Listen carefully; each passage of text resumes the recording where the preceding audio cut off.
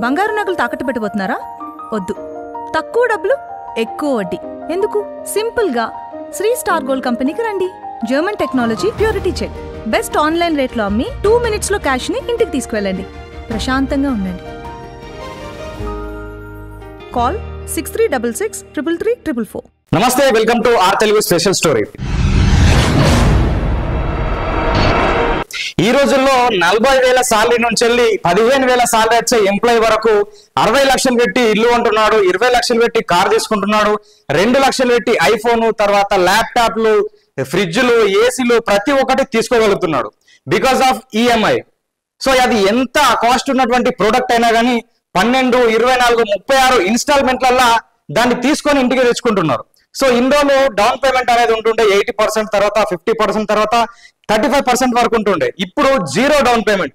ఎలాంటి పేమెంట్ చేయకుండా కానీ కారే ఇంటికి వస్తుంది. ఎలాంటి పేమెంట్ చేయకుండా కానీ ఐఫోనే కావచ్చు, ల్యాప్టాప్ కావచ్చు, డైరెక్ట్ ఇంటికి వచ్చి డోర్ డెలివరీ అయితే చేస్తున్నారు. సో ఇప్పుడు మీరు నమ్మకున్నా కానీ మిడిల్ క్లాస్ ఎలాగో ఇప్పుడు ఈఎంఐ క్లాస్ అనేది ఒకటి ఫామ్ అయినట్టు ఉన్నది. ఎట్లా అంటే ఏది కొనాలన్నా కానీ ఈఎంఐ ద్వారా తీసుకుంటున్నారు, డబ్బులు ఉన్నా లేకున్నా.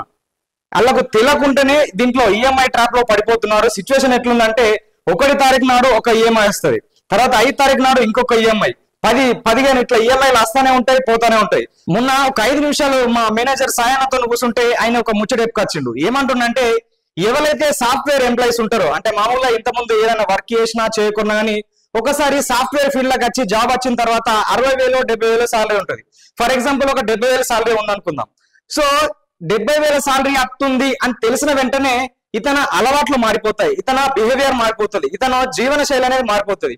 సో ఎట్లా నాకు 70,000 సాలరీ వస్తుంది అని చెప్పేసి సో ఈ 30,000, 40,000 పెట్టి రెంట్ ఉండేది. ఇప్పుడు వీళ్ళు కూడా మామూలుగా ఈ ఇళ్ళకు సంబంధించినటువంటి డీలింగ్స్ చేసే వాళ్ళు ఏం చెప్తారంటే, మీరు 30,000 పెట్టి రెంట్ కట్టే బదులు అదే 40,000 పెట్టి ఈఎంఐ కడితే సో ఒక 4 ఏళ్ళకో 5 ఏళ్ళకో ఇల్లు మీ సొంతం అవుతుంది. ఆ రెంట్ కట్టుకుంటూ మళ్ళీ వేరే ఇల్లు చేంజ్ చేయాల్సిన అవసరం లేదని చెప్తా ఉంటారు. సో దీని వల్ల ఏమైతుందంటే ఈ 70,000 వచ్చే ఎవరైతే పర్సన్ ఉన్నాడో ఆయన 40,000 పెట్టి ఆ ఇల్లు తీసుకుంటూ ఉంటాడు. అంటే మంత్లీ ఒక 40,000 ఈఎంఐ పే చేస్తూ ఒక ఇంటికి వెళ్తా ఉంటాడు. సో తర్వాత ఆ వ్యవస్థ ఎట్లుంటుంది అంటే చుట్టూ ఉన్న వాళ్ళని బట్టి 2 వీలర్ లో ఏం పోడు, ర్యాపిడోకి ఏం పోడు అని చెప్పేసి ఎట్లా అమౌంట్ వస్తుంది కదా, 0 పేమెంట్ పెట్టి కేవలం నెలకు 15,000 కడితేనే నీకు కార్ వస్తుందని ఇంకొకరు చెప్తారు. సో ఆల్రెడీ 40,000 ఇంటికి అవుతున్నాయి, ఇక హోమ్ లోన్ కు సంబంధించినటువంటి ఈఎంఐ అవుతున్నాయి. తర్వాత కార్ తీసుకుంటాడు, ఆ కారుకు నెలకు ఒక 15,000. ఆ తర్వాత కారు ఉంది, ఇల్లు ఉంది. ఇప్పుడు చుట్టూ ఉన్న జనాలకు తగ్గట్టు ఇతను ఐఫోన్ కూడా వాడాలి కాబట్టి ఐఫోన్ తీసుకుంటాడు ఇదే ఈఎంఐలా. సో దానికి ఒక నెలకు 5,000 పట్టుకుందాం అంటే 40,000 అటువైనా, 15,000 ఇటువైనా, 5,000 అంటే దాదాపు 60,000 అనేది ఆల్రెడీ హోమ్ లోన్ లకు వీటికే వెళ్ళిపోయింది. సో మిగతా 10,000 ఇతను ఖర్చు వేళ తీసుకుంటా ఉంటాడు. సో తర్వాత విషయం ఏమైందంటే సడన్ గా ఒకవేళ ఇప్పుడు ఏ టెక్నాలజీ కావచ్చు, టెక్నాలజీ పెరుగుతుంది, దానివల్ల ఒక్కటేసారి జాబులు తీసేసేసరికి వాళ్ళ పరిస్థితి ఏంది? సో ఇక్కడ వ్యవస్థ ఎట్లయితుందంటే ఇప్పుడు ఒకటి ఈఎంఐ కట్టడానికి ఒక క్రెడిట్ కార్డు తీసుకుంటాడు. సో దాని వల్ల కాకపోతే ఇంకొక క్రెడిట్ కార్డు, సో అది కూడా లిమిట్ దాటిపోతే ఇంకొక క్రెడిట్ కార్డు, అంటే తెలియకుంటేనే ఒక ఊబిలో పడిపోతుండు. ఇప్పుడు సాలే కూడా ఉంటది, సాలే కూడా అల్లుకుంటా ఉంటది. ఎందుకు? సో వేరే వాళ్ళని ట్రాప్ చేయడానికి దానికి వెళ్తా ఉంటది. కాకపోతే ఈ గూడు అల్లి అది అందులో చిక్కుపడిపోతుంది. సో సేమ్ సిచ్యువేషన్, డబ్బులు ఉన్నాయి అని చెప్పేసి ఆయన కమిట్మెంట్లు తీసుకొని నేను ఇల్లు అని చెప్పి, కార్ అని చెప్పి, ల్యాప్టాప్, ఫోన్ ఇట్లా తీసుకొని మొత్తం మీద అందులో చిక్కుపడిపోతుండు. సో చిన్నప్పుడు మా అమ్మమ్మ ఖరాజులో నర్సా ఒక మాట చెప్తా ఉంటుండే, చింటూ నువ్వు ఒక 100 రూపాయలు సంపాదిస్తే ఆ 100 రూపాయలు ఇంకొక 100 రూపాయలు సంపాదిస్తాయి అని చెప్పి ఆమె చెప్తా ఉంటుండే. కాకపోతే ఇప్పుడు సిచ్యువేషన్ ఎట్లుందంటే నాకు 20,000 జీతం వచ్చే సాలరీ, 20,000 సాలరీ వచ్చే నేను జాబ్ చేస్తున్నా అంటే ఎందుకు వేస్తున్నా అంటే ఇంకొక 10,000 అప్పు తీసుకోవడానికి, అంటే నా లిమిట్, నా సంపాదన బట్టి నాకు అప్పు దొరుకుతుంది అనే ఒక ఆలోచన పడిపోయారు. ఎందుకంటే ఇప్పుడు 1,00,000 రూపాయల శాలరీ వస్తుందంటే ఓకే ఈ లిమిట్ తో మన క్రెడిట్ కార్డులు వస్తాయి, ఆ రేంజ్ లో మనం ఈఎంఐతో అది తీసుకోవచ్చు, ఇది తీసుకోవచ్చు అని చెప్పి ఆలోచన పెడతా ఉన్నారు. సో ఇప్పుడు ఇది సిచ్యువేషన్ ఎట్లుందంటే ఇంకొక రకంగా ఇప్పుడు దాదాపు ఇది అక్టోబర్ నడుస్తుంది. సో నవంబర్ లో ఒక ఈఎంఐ అయిపోతుంది. సో ముందే వీనికి ఆలోచన పడుతుంది, ఏంది నవంబర్ లో ఈ నెలకు 15,000 ఈఎంఐ అయిపోతుంది కాబట్టి ఇంకేదైనా తీసుకోవాలి అంటే అవసరం లేదు, కాకపోతే మనకి ఈఎంఐ ఆప్షన్ ఉంది కదా, సో నెక్స్ట్ మంత్ ఇది తీసుకున్నాం అని చెప్పేసి ప్లాన్ తీసుకుంటా ఉన్నాడు.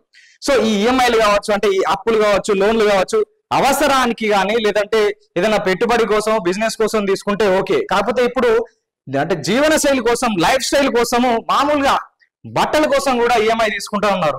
27% పీపుల్ అనేది బయటకు ట్రిప్లకు వెళ్ళడానికి, హాలిడే ట్రిప్లకు వెళ్ళడానికి లోన్ తీసుకుంటున్నారు. సో పిల్లలకు ఏదైతే ఎడ్యుకేషన్ పర్పస్ లో లోన్ తీసుకుంటున్నారో, ఫంక్షన్లు నిర్వహించడానికి లోన్ తీసుకుంటున్నారు, ఈఎంఐ ఆప్షన్ ఉందని చెప్పేసి.